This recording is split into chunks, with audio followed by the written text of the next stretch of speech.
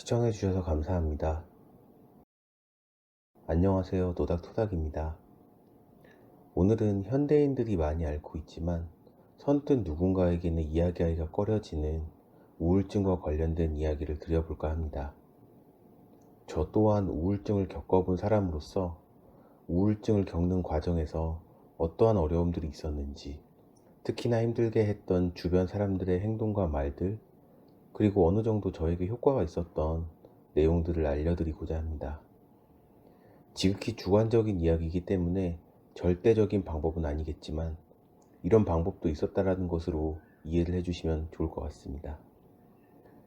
시청하시는 분들 중에서는 우울증을 겪어보신 분들도 계실 테고, 도대체 왜 우울증을 앓는지 모르겠다며 우울증이 크게 와닿지 않는 분들도 분명히 계실 겁니다.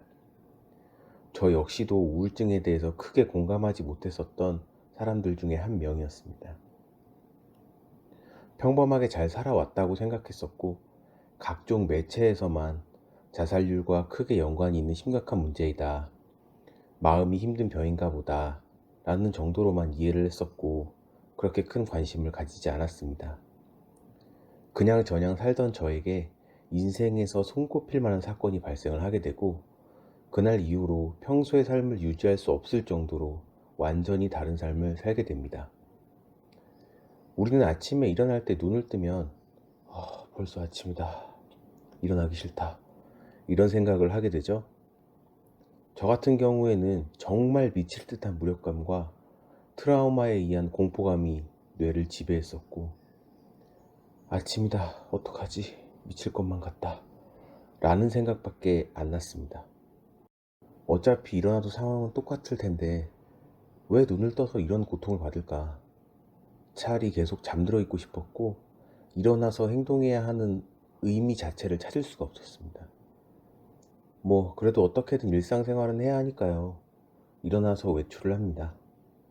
평소와 똑같은 길거리지만 어떤 작은 일에도 의미를 부여하기 시작합니다. 예를 들면 길을 걷다 보면 사람들을 마주칠 수밖에 없잖아요.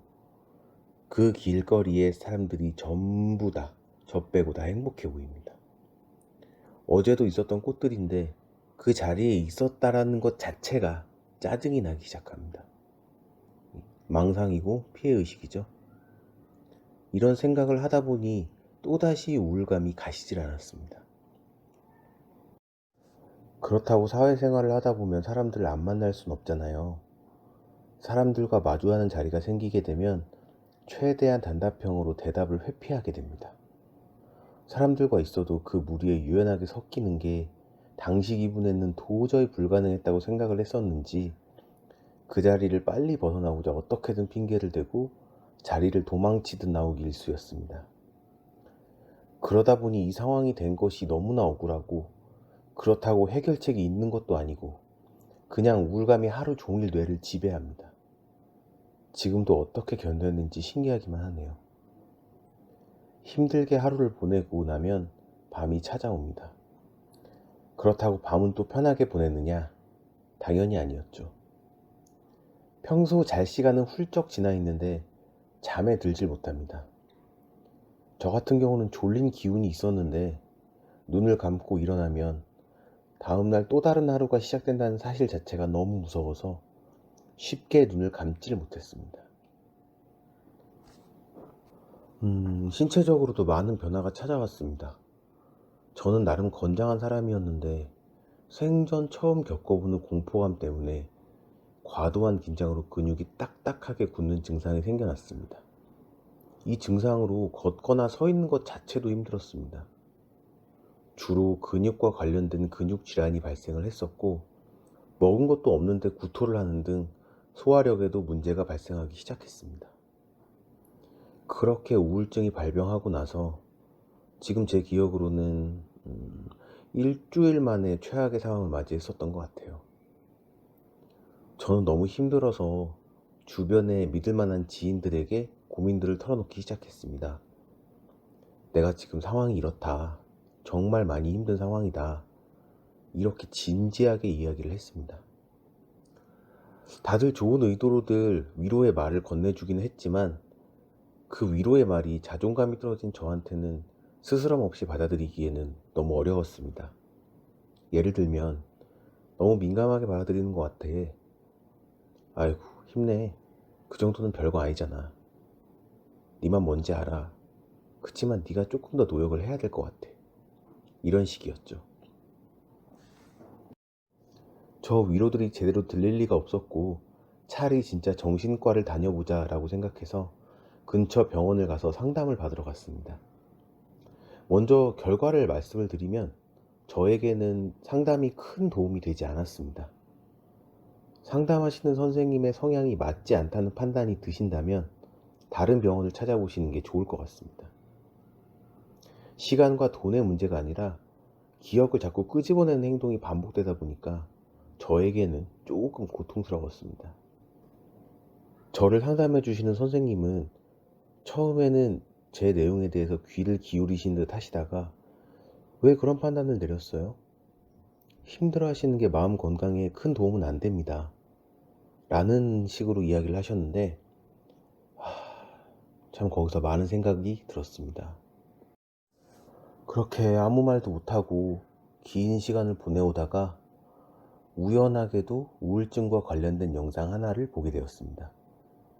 영상은 우울증에 대해서 설명을 하는데 기본적인 욕구를 해소하는 것에 충실하면서 관련된 약물을 처방받아 치료하는 게 기본이라는 내용이었습니다. 근데 사실 저는 약을 먹는 게 조금 꺼려졌습니다. 그때 당시 이것저것 따질 형편이 아니었음에도 약보다는 근본적인 삶을 개선해서 극복해 보고 싶다는 생각을 그제서야 해보게 되었습니다. 이대로 계속 살다간 죽느니만 못한 것 같아 우선 2가지 계획을 세우고 실천을 해보기로 합니다. 먼저 일단 밥을 먹자. 저는 하루에 한 끼를 먹거나 그것마저도 빵으로 때우기 일쑤였습니다. 사람들과 같이 밥을 먹는 게 싫기도 했고 입맛도 없었습니다. 그 조그만 빵도 먹다가 우울해지면 바로 쓰레기통에 버릴 정도였죠. 그래서 사실 밥을 먹는 것은 바로 바꾸질 못했습니다. 그러면 잠이라도 잘 자보자. 초반에도 언급드렸지만 다음날 아침이 오는 게 너무 무서워서 밤에 제때 잠을 못 이뤘습니다. 여러분들, 밤에 잠이 안 오면 정말 무슨 짓을 해서든 잠을 청하려고 해도 도저히 잠이 안 오는 경험을 다들 하셨을 겁니다. 잠을 잘 자려고 결심은 했지만 눈을 감으면 5만 가지 생각으로 인해서 도저히 잠을 잘 수가 없었습니다. 잠이 든다고 해도 수면의 질이 매우 낮은 것은 말할 것도 없었고요. 먹는 것과 자는 것, 이 2가지는 기본적으로 의지로 제어한다고 해서 할 수 있는 게 아니었습니다. 근데 딱 한 가지 행동을 추가하면서 저는 어느 정도 효율을 볼 수 있게 되었어요. 그건 바로 활동이었습니다. 우울한 상황에서 제가 할 수 있는 게 없다 보니까 쉬는 날 귀에 이어폰을 꽂고 그냥 무작정 걷기 시작했습니다. 아무 생각도 안 하고 걸어서 차에 치일 뻔도 하고 전봇대에 부딪힌 적도 있었습니다. 왜 걷는지도 모르고 그냥 가만히 있기에는 너무 죽을 것 같아서 그래서 일단 걸었습니다. 여러분, 사람이 하루에 4시간씩 걸으면 어떻게 될 것 같으세요? 정말 몸이 피곤하고 지치게 되어 있습니다. 활동을 너무 오래 하다 보니 허기가 져서 뭐든 먹어야만 했었고 몸이 너무 피곤해서 우울한 생각을 하기도 전에 잠이 들어버렸습니다. 필수적으로 행동하는 시간 이외에는 아무런 생각 없이 그저 걸으면서 몸을 피곤하게 만들었습니다. 그렇게 살고 싶은 생각이 없었는데 지금 생각해보니 본능적으로 살려고 발버둥 친 것 같습니다. 실제로 찾아보니까 잠을 자는 것과 먹는 것, 이 2가지가 실제로도 우울증들을 개선하는 데 큰 효과가 있다고 합니다.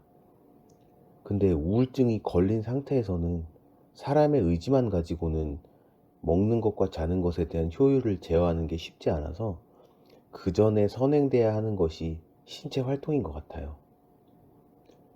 그리고 제가 경험한 건 아니지만 관련 약을 처방받는 것도 우울한 감정을 해소하는 데 큰 도움이 된다고 합니다.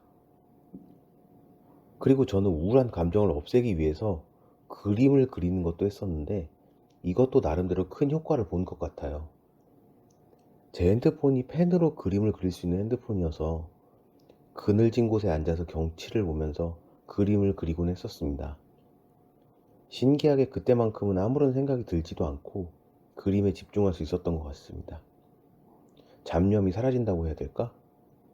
그림을 그리고 나면 다시 우울한 기분이 들긴 했는데 1분 1초 우울한 생각이 드는 것 자체가 힘들었었던 상황에선 잠시나마 해소할 수 있었던 수단이 된 것 같았습니다. 저는 우울증이 불 꺼진 미로라는 생각이 듭니다. 놀이동산 같은 데 가면 미로에서 탈출하는 놀이기구가 있죠. 벽이 높아서 주변이 잘 보이진 않는데 뚫려있는 길은 있으니까 나가려고 죽이 되든 밥이 되든 출발해서 길을 찾죠. 그런데 어둠만이 가득한 미로에서 탈출하라고 하면 어떨 것 같으신가요? 앞에 뭐가 있는지 모르니 공포심이 들고 한 발 한 발 내리는 것 자체가 무섭죠.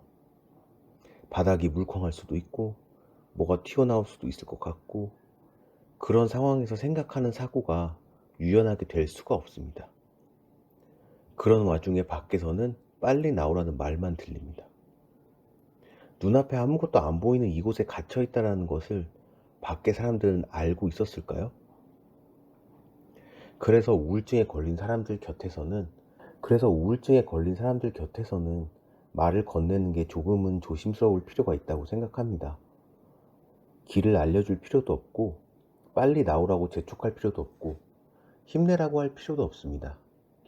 천천히 더듬거리면서 나와도 좋고 잠깐 쉬어도 좋으니 스스로 길을 찾을 수 있는 사람이다라고 존재 가치를 일깨워주는 것이 가장 좋은 방법이라고 생각합니다.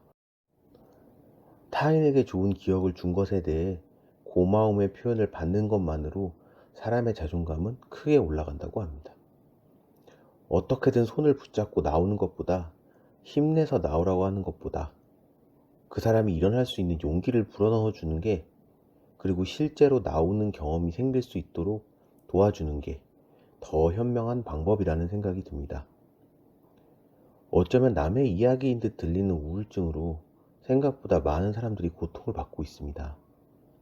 더 나아질 거라는 확신이 안 보이기 때문에 어쩌면 스스로를 움직이지 못하는 것이라는 생각이 듭니다.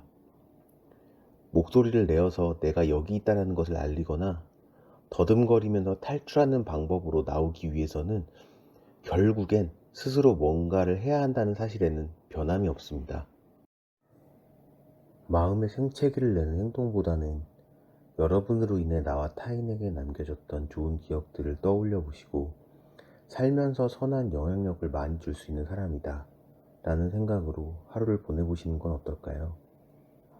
사실 이런 이야기들도 스스로가 바뀌지 않으면 극복해내기 어렵다라는 것을 다들 잘 아시리라 생각합니다. 활동을 많이 하시고 잠과 식사를 꾸준히 챙겨주시는 것을 잊지 마셨으면 좋겠습니다. 긴 영상 시청해 주셔서 감사합니다.